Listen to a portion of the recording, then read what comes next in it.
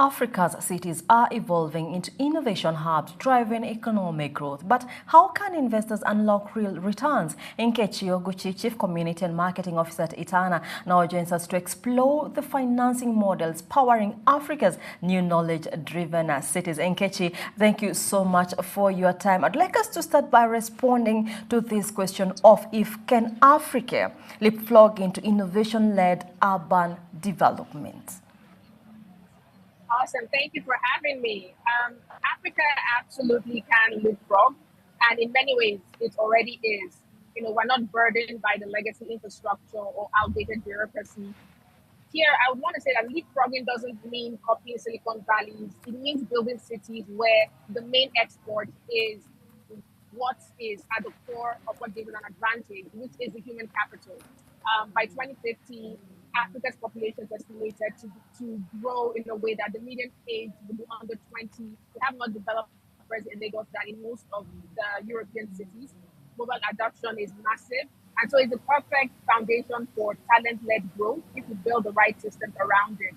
You know, and that's what we're doing at Itana. We're creating a zone where remote teams can easily set up corporate and business structures. They're able to access the infrastructure that they need to be able to hire and scale across Africa. So it's not just theory, it's something that we're already working. So in this case, Africa doesn't need to wait its turn. With the right framework as we're building, we can be the place where the next generation of global companies are born, not just where they are outsourced to. And yes, we're talking about talent and intellectual property here in Nkechi, but I am keen on why or what makes these two the most viable economic anchors for urban growth in Africa, especially compared to traditional infrastructure or industrial zones. Yeah, for Africa's most valuable export is no longer raw materials. It's ideas, talent, and innovation.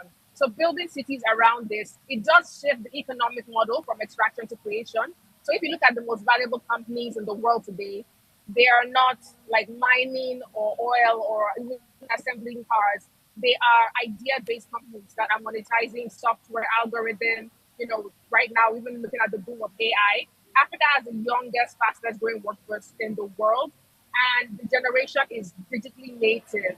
So most industrial zones were built on manufacturing, and they assume that productivity comes with moving goods. But in this digital economy, productivity will come from moving talent, right? So when you anchor a city on talent, you don't just create jobs, you create a community of entrepreneurs where creativity and knowledge can thrive. So that's what we're doing at Itana.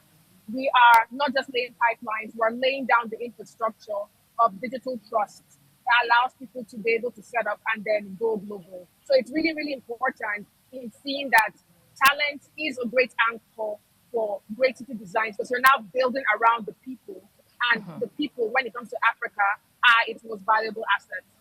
Yes, so right now we do have the talent, we do have the cities, but how best can investors ensure that they get the right return on investment? Great question. And obviously that's something that investors will be thinking about, right? But yeah, I think they need to rethink the way they see returns. In knowledge-driven cities, value isn't just tied to real estate appreciation. It comes from also monetizing the services and attracting the high-growth business that would export that innovation, right? Institutional investors often look at long-term plays, 10 to 15 years, when they think of real estate investment before they start seeing an ROI. But with the knowledge economy, you can start capturing returns much earlier if the model is built around services, not just the physical real estate. So for Itana right now, if you build a digital business from day one, like we're doing, we're able to layer on services that begins to generate returns. So from the business incorporation, the immigration support, and the other services that allow investors to start seeing returns early. So when you embed venture capital and research into a city design, you create engines of innovation that would attract high growth business. So these returns will not just be dividends or lease payment, but like startup equity as well, service export, GDP contribution, and these are things that can scale really, really fast. So yes, measurable returns are possible, but only if investors understand that these cities function more than just property portfolio, but also like platforms. and these platforms can monetize before the buildings even go up. So indeed, quite a number of factors we are seeing there in terms of practicality, and also looking at some of the key financing models you're seeing there, and also navigating the regulatory framework in the continent. So Nkechi, thank you so much for your time and also those great insights.